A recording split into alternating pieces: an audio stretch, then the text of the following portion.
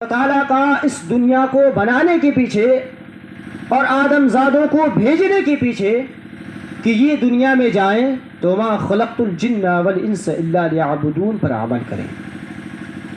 اللہ تعالیٰ نے اس لیے بھی دنیا کو بنایا کہ ما خلقت الجن والانس الا لیعبدون پر جا کر کے یہ عمل کریں، میری پرستش کریں، میری عبادت کریں. ایک وجہ یہ تھی. اب سوال یہ کیا گیا اگلا کہ آخر اللہ تعالیٰ نے ہم انسانوں کو بنایا کس سے؟ ہم انسانوں کو بنایا کس چیز سے؟ تو شارعین نے جواب دیا منہا خلقناکم. اسی قرآن میں دیکھ لو، اسی قرآن سے پوچھ لو، جواب مل جائے گا. تو اللہ نے ارشاد فرمایا کہ ہم نے تمہیں مٹی سے بنایا. کہا مٹی سے بنایا. پھر کیا کرے گا ہمارے ساتھ؟ کہا اللہ تبارک و تعالیٰ تمہیں چند دنوں کی، چند سالوں کی مہلت دے گا، چند سالوں کی مہلت دے گا، کچھ ٹائم دے گا تمہیں. اور اس میں یہ دیکھے گا رب تبارک و تعالیٰ کہ جو وعدہ کر کے اس دنیا میں آئے ہو اس پر کھرے اترتے ہو یا نہیں. اور جب وہ وقت پورا ہو جائے گا تو اللہ تبارک و تعالیٰ تمہارے نامہ اعمال کے رجسٹر کو کلوز کرا دے گا، بند کرا دے گا. اور پھر کہاں ڈال دے گا؟ وَفِيهَا نُعِيدُكُمْ. اور پھر اسی مٹی میں ڈال دے گا، پھر اسی مٹی میں جس سے پیدا کیا تھا پھر اسی میں ڈال دے گا. کہا ڈال دے گا؟ قصہ ختم. مٹی سے نکلے تھے اور مٹی میں چلے گئے، اب تو معاملہ صاف ہے، اب کسی طریقے کی کوئی دھر پکڑ تو نہیں ہونے والی. کہا نہیں. رب تبارک و تعالیٰ کے ایک مقصد یہ بھی تھا اس زمین کو بنانے کے پیچھے، دھرتی کو بنانے کے پیچھے، آدم ذات کو پیدا کرنے کے پیچھے کہ جب اللہ تبارک و تعالیٰ انہیں جس چیز سے پیدا فرمایا پھر اسی میں جب لوٹا دے گا تو ایک بار سبھی کو اکٹھا فرمائے گا، ایک بار سبھی کو اکٹھا فرمائے گا. اور وہ میدان محشر ہوگا، اور وہ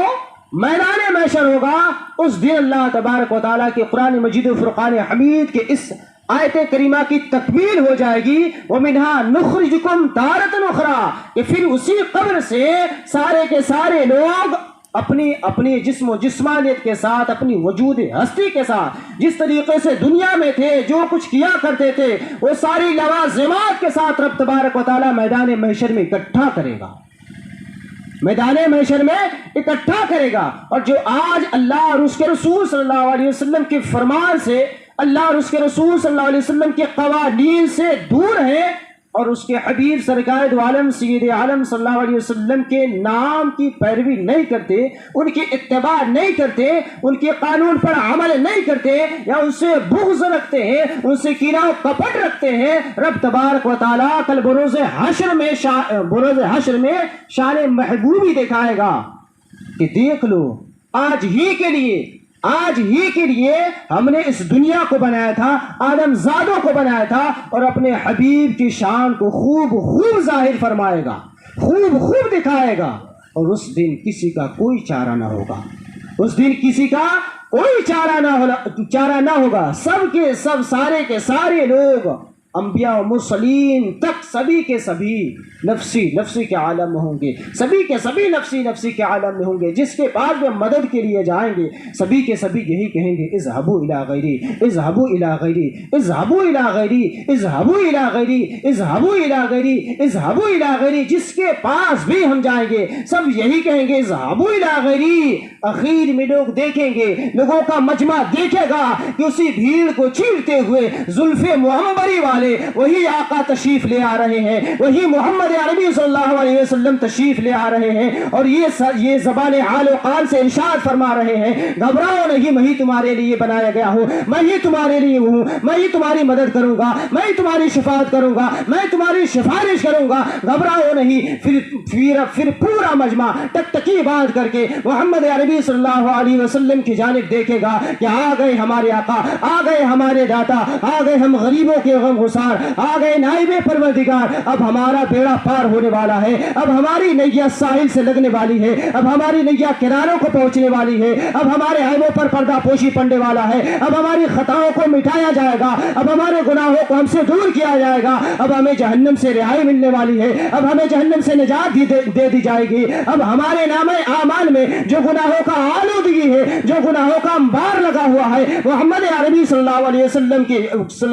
وسلم کی وجہ سے ان گناہوں کو اللہ تبارک و تعالیٰ معاف فرما دے گا اور جنت الفردوس میں اعلیٰ سے اعلیٰ مقام عنایت فرما دے گا. سبحان اللہ سبحان. تو محترم سامعین کرام، آج ہم کس لیے اکٹھا ہوئے اس محفل میلاد پاک میں؟ کس لیے اکٹھا ہوئے ہیں؟ یقیناً ہم اپنے مرحومین کی دعائے مغفرت کے لیے، اصالِ ثواب کی غرض سے، اللہ اور اس کے رسول صلی اللہ علیہ وسلم کے ذکر کرنے کی غرض سے اسی لیے اکٹھا ہوئے ہیں نا. تو جس طریقے سے میں نے خطبے کے اندر قرآن مقدس کی آیت کریمہ پڑھی، منہا خلقناکم وفیہا نعیدکم ومنہا نخرجکم تارۃ اخری، آپ نے یہ تینوں باتیں جان لی کہ اللہ تبارک و تعالیٰ نے کس چیز سے ہمیں بنایا اور پھر کہاں لوٹائے گا اور پھر کہاں سے ہمیں نکالے گا، پھر کہاں سے ہمیں نکالے گا. مگر ساتھ ہی ساتھ یہ بات بھی جاننے کی ضرورت ہے، اس بات کو بھی ہمیں جان لینا چاہیے، اس بات کو بھی ہمیں جان لینا چاہیے کہ اللہ تبارک و تعالیٰ بروز حشر میں جب اپنے محبوب سرکار دو عالم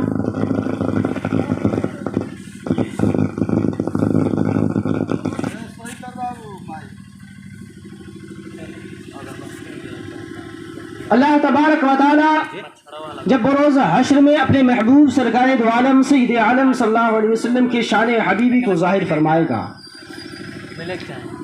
تب تو ہم بخش دیے جائیں گے. یقین ہے اس بات کا، ایمان ہے ہمارا کہ اللہ تبارک و تعالیٰ اپنے حبیب کی توفیل ہمیں بخش دے گا. اعمال پر تو کوئی گارنٹی نہیں ہے، ہمارے اعمال پر تو ہمارا کوئی گارنٹی نہیں ہے، ہم گارنٹی نہیں دے سکتے، دعویٰ نہیں کر سکتے، مگر اللہ کے رسول صلی اللہ علیہ وسلم کی ذات پر مکمل یقین ہے. مگر اس سے پہلے اللہ تبارک و تعالیٰ نے جو یہ ہمیں زندگی دے رکھی ہے، جو اللہ تبارک و تعالیٰ نے ہمیں مہلت دے رکھی ہے، اس میں جب دن بدن ہم اپنے نامہ اعمال میں گناہوں کا انبار اکٹھا کرتے کرتے کرتے چلے جاتے ہیں، تو اللہ تبارک و تعالیٰ کی منشا یہ چاہتی ہے، اللہ تبارک و تعالیٰ کی قدرت یہ چاہتی ہے کہ میرے بندے گنہگار ہیں، ہمیشہ گناہ پہ گناہ کرتے چلے جا رہے ہیں، تو کیوں نہ ایک سسٹم بنا دیا جائے، اور اللہ کے حبیب سرکار دو عالم سید عالم صلی اللہ علیہ وسلم کے ذریعے سے اسے پروٹیکٹ کر دیا جائے، اور اللہ کے حبیب سرکار دو عالم سید عالم صلی اللہ علیہ وسلم کے ذریعے سے صحابہ تک پہنچ جائے، صحابہ کے ذریعے سے تابعین تک پہنچ جائے، تابعین کے ذریعے سے تبع تابعین تک پہنچ جائے، ائمہ مجتہدین تک پہنچ جائے، علماء اہل سنت تک پہنچ جائے، اور پھر عوام الناس تک پہنچ جائے. اللہ تبارک و تعالیٰ کی قدرت نے یہ چاہا، اس کی منشا میں شامل تھا، تو رب تبارک و تعالیٰ نے ہمیں یہ شب برات عنایت فرمائی، ہمیں یہ عظیم رات عنایت فرمائی، اس لیے کہ سال بھر جتنا بھی ہم گناہ کر رکھے ہیں، ان پورے سال کا گناہ اگر اللہ تبارک و تعالیٰ کی بارگاہ میں حاضر ہو کر کے اپنے آپ کو ہم حاضر کر دیں اللہ تبارک و تعالیٰ کی بارگاہ میں، اس کے سپرد کر دیں اور اب تبارک و تعالیٰ کو منانے کی کوشش کریں، تو اللہ کے حبیب سرکار دو عالم سید عالم صلی اللہ علیہ وسلم ارشاد فرماتے ہیں، التائب من الذنب کمن لا ذنب له، التائب من الذنب کمن لا ذنب له، کہ جس نے اللہ تبارک و تعالیٰ کی بارگاہ میں حاضر ہو کر کے اپنے آپ کو سرنڈر کر دیا اور دل کی گہرائیوں کے ساتھ پکی توبہ کی. یا ایھا الذین آمنوا توبوا الی اللہ توبۃ نصوحا، قرآن مقدس میں اللہ ارشاد فرماتا ہے، یا ایھا الذین آمنوا توبوا الی اللہ توبۃ نصوحا، اے ایمان والو جب اللہ کے گھر میں توبہ کرو، جب اللہ کے گھر میں اپنے آپ کو رجوع کرو، حاصل کر دو اس نیت سے کہ آئندہ ہم گناہ نہیں کریں گے، آئندہ برے اعمال نہ کریں گے، تو پکی توبہ کرو، بہترین توبہ کرو، جیسا کہ تم دنیا میں اپنے لیے مکانات کا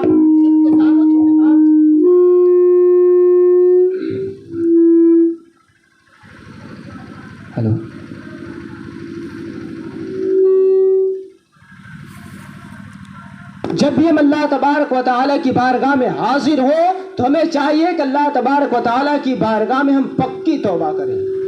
اتنی پکی توبہ کریں کہ جس طریقے سے ہم دنیا میں اپنے لیے مکانات کا انتظام کیا کرتے ہیں، چھت کا انتظام کیا کرتے ہیں، ہماری کوشش یہ ہوتی ہے کہ جب ہماری چھت کی ڈھلائی ہو جائے تو ہم نہلا اتنا مضبوط کرا دیں، اتنا مضبوط کرا دیں کہ ایک بوند پانی بھی ہمارے چھت سے نیچے ٹپکنے نہ پائے،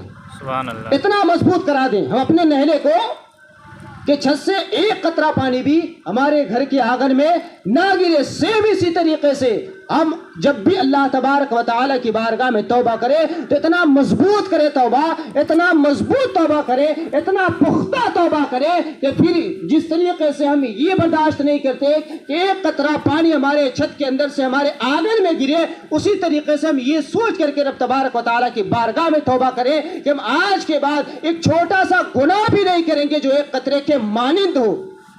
ایسی توبہ کریں اللہ تبارک و تعالیٰ کی بارگاہ میں، اور توبہ کر کے اپنے آپ کو صاف ستھرا کر لیں کہ اللہ تبارک.